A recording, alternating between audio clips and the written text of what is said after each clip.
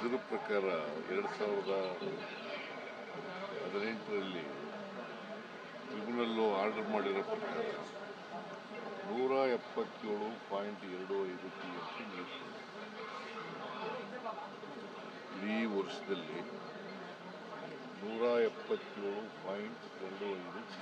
ಇದು ಸುಪ್ರೀಂ ಕೋರ್ಟ್ನವರು ಹೇಳಿರೋದು, ಟ್ರಿಬ್ಯುನಲ್ನವರು.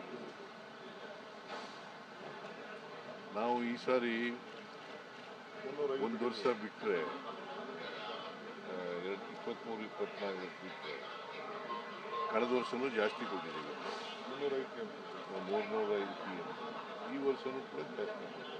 ಈ ತಿಂಗಳಲ್ಲಿ 9 TMC ನೀರು ಬಿಡಬೇಕು. ಆದರೆ ನಾವು ಸುಮಾರು 20 TMC ಅಷ್ಟು ನೀರು ಬಿಡ್ತೀವಿ. 21-22 TMC, 21-22 TMC ನೀರು. ಈಗ ಇವತ್ತು ಸೇರಿಸ್ಕೊಂಡು 22 TMC ನೀರು ಬಿಟ್ಟಿದ್ದೀವಿ. 9 TMC ಜೂನ್ನಲ್ಲಿ ಬಿಡಬೇಕು. ಪ್ರತಿ ತಿಂಗಳು ವಯಸ್ಸು ಇಂತ ಟೆಸ್ಟ್ ಮಾಡಿದ್ದಾರೆ. ಬಟ್ ಏನಾಗುತ್ತೆ, ಕಡಿಮೆ ಕೊಟ್ಟಿರೋದು 1 ವರ್ಷನೋ 2 ವರ್ಷನೋ ಅಷ್ಟೇ, ಆದರೆ ಜಾಸ್ತಿ ಕೊಟ್ಟಿದ್ದೀವಿ ನಾವು. ಅದಕ್ಕೋಸ್ಕರನೇ ತಮಿಳ್ನಾಡಿಗೆ ಜಾಸ್ತಿ ನೀರು ಹೋಗ್ತದೆ. ಈಗ ನಾವು 177.25 TMC ನೀರು ಕೊಡೋಕ್ಕೆ ನಮ್ಮದೇನು ತಕರಾರಿಲ್ಲ. ಸುಪ್ರೀಂ ಕೋರ್ಟ್ ಹೇಳಿದೆ, ಟ್ರಿಬ್ಯುನಲ್ ಹೇಳಿದೆ, ಕೊಡ್ತೀವಿ. ಬಟ್ ಹೆಚ್ಚಾಗಿ ಕೊಡ್ತಾ ಇದ್ದೀವಲ್ಲ, ಹೆಚ್ಚಾಗಿ ಹೋಗ್ತಾ ಇದ್ದೀವಿ. ಅದಕ್ಕೆ ಏನಾದ್ರು ನಮ್ಮ ರಿಸರ್ವಾಯರ್ ಏನದು ಮೇಕೆದಾಟು ಬ್ಯಾಲೆನ್ಸಿಂಗ್ ರಿಸರ್ವಾಯರ್, ಅದಕ್ಕೆ ನಾವು ಮಾಡ್ತಾ ಇರೋದು. ಅವ್ರಿಗೆ 177.25 ಕೊಡ್ತೀವಿ. They are entitled. ಬಟ್ ಸಂಕಷ್ಟಗಳ ವರ್ಷ ಬಂದಾಗ ಮಾತ್ರ ನಾವು ಹಂಚ್ಕೋಬೇಕು, ಸಂಕಷ್ಟನ ಹಂಚ್ಕೋಬೇಕು.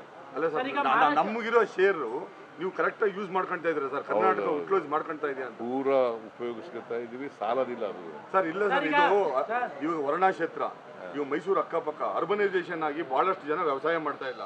ಅದನ್ನ ಎಕ್ಸ್ಪ್ಯಾಂಡ್ ಮಾಡ್ಬೇಕಲ್ಲ, ನೀವು ಬೇರೆ ಏರಿಯಾ ಕೊಡ್ಬೇಕಲ್ಲ ಸರ್ ನೀರನ್ನ? ಬೇರೆ ಏರಿಯಾ ಕೊಡ್ತಾ ಇದ್ದೀವಿ, ಅದಕ್ಕೂ ಸಂಬಂಧ ಇಲ್ಲ, ಎಕ್ಸ್ಪ್ಯಾಂಡ್ ಮಾಡ್ತಾ ಇದ್ದೀವಿ. ಈಗ 170 ನಮಗೆ ಎಷ್ಟು ನೀರು ಕೊಟ್ಟಿದ್ದಾರೆ ಅಷ್ಟು ನೀರನ್ನು ನಾವು ಬಳಸ್ಕೊತಾ ಇದ್ದೀವಿ. ಮೇಕೆದಾಟು ಕೇಂದ್ರ ಸರ್ಕಾರದವರು ಅದನ್ನು ಅನುಮತಿ ಕೊಡಬೇಕು. ಇಲ್ಲಿ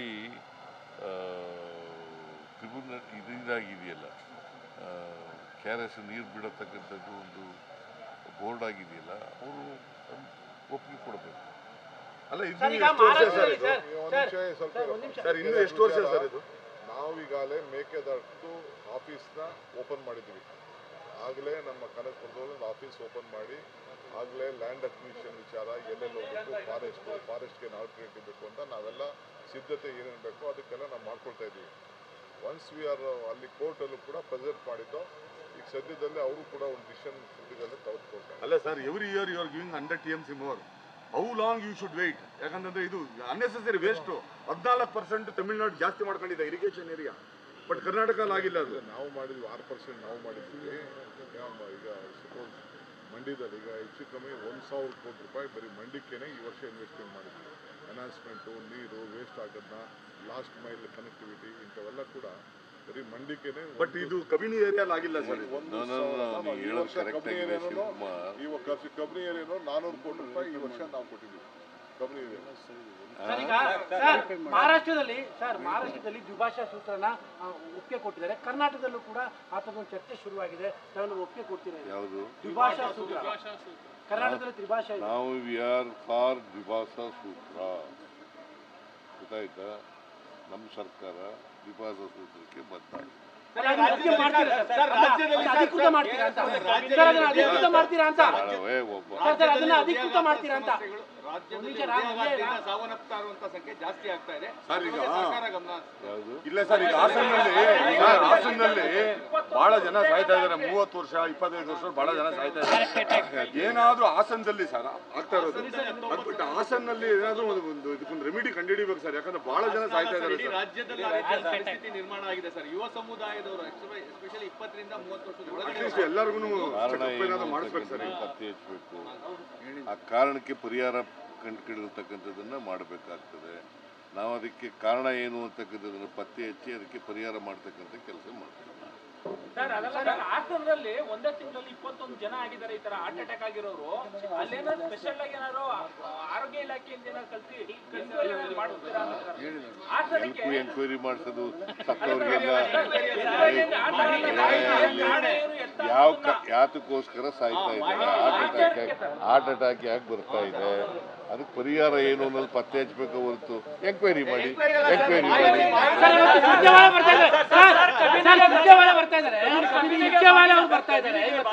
ಎಲ್ಲ ಶಾಸಕರ ದೂರುಗಳನ್ನ ಕೇಳ್ತಾ ಇದ್ದಾರೆ. ತಮ್ಗೇನು ಅವರು ಉಸ್ತುವಾರಿ ಜನರಲ್ ಸೆಕ್ರೆಟರಿ ಬರ್ತಾರೆ, ಅವರು ಅಭಿಪ್ರಾಯ ಕೇಳ್ತಾರೆ, ಏನು ತೊಂದರೆ ನಿಮ್ಗೆ ಏನಾಗಿದೆ ಕೇಳ್ತಾರೆ, ಸಂಘಟನೆ ಏನೇನು ಮಾಡಬೇಕು ಅಂತ ಕೇಳ್ತಾರೆ. ಅದು ಬಿಟ್ಟರೆ ಅವರು ಉಸ್ತುವಾರಿ ಕೆಲಸ ಅದುವಲ್ಲ ಅವ್ರು ಮಾಡ್ತಾರೆ. ಉದ್ಘಾಟನೆ ಮಾಡಲ್ಲ ಅಂತ ವಿರೋಧ ಪಕ್ಷದವ್ರು ಹೇಳ್ತಾ ಇದ್ದಾರೆ. ದಸರಾವನ್ನ ಈ ಬಾರಿ ಸಿದ್ದರಾಮಯ್ಯ ಬಿಜೆಪಿ ಪಂಚಾಂಗ ಸರ್, ಬಿಜೆಪಿ ಪಂಚಾಂಗ ನೀವು ಉದ್ಘಾಟನೆ ಮಾಡಲ್ಲ ನಿಮ್ಗೆ ಅನ್ಸುತ್ತೆ ಮಾಡ್ತೀರಾ ಅಂತ ಅನ್ಸುತ್ತೆ. ಸರಿ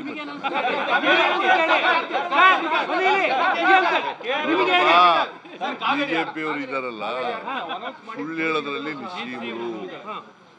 ನಾನು ಇವನು ಚೆನ್ನಾಗೇ ಇದ್ದೀವಿ.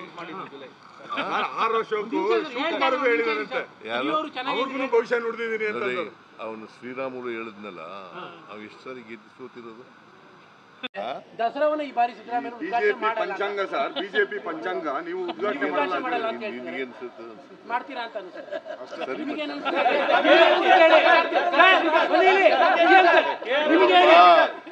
ಬಿಜೆಪಿಯವರು ಇದಾರಲ್ಲ, ಸುಳ್ಳು ಹೇಳೋದ್ರಲ್ಲಿ ನಿಶ್ಚೀಮರು. ನಾನು ಇವನು ಚೆನ್ನಾಗೇ ಇದ್ದೀವಿ. 6 ವರ್ಷಕ್ಕೂ ಶಿವಕುಮಾರ್ ಹೇಳಿದಾರಂತೆ, ಅವ್ರಿಗೂ ಭವಿಷ್ಯ ನುಡಿದಿದ್ದೀನಿ ಅಂತ. ಅವನು ಶ್ರೀರಾಮುಲು ಹೇಳಿದ್ನಲ್ಲ, ಅವ್ ಎಷ್ಟು ಸಾರಿ ಗೆದ್ದು ಸೋತಿರೋದು, ಎಷ್ಟು ಸಾರಿ ಸೋತಿರೋದು. ಪಾರ್ಲಿಮೆಂಟ್ಗೂ ಸೋತ, ಅಸೆಂಬ್ಲಿಗೂ ಸೋತ, ಮತ್ತೆ ಅವನು ಭವಿಷ್ಯನು ಹೆಂಗ್ ನುಡಿತಾನೆ. ನೋಡಪ್ಪ, ಈ ಸರ್ಕಾರ 5 ವರ್ಷ ಬಂಡೆ ತರ ಭದ್ರವಾಗಿರುತ್ತದೆ.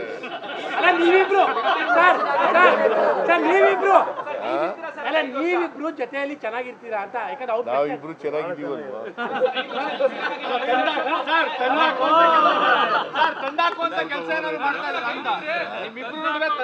ನೋಡಪ್ಪ, ಯಾರು ಹೇಳಿದ್ರು ನಾವು ಕೇಳಲ್ಲ.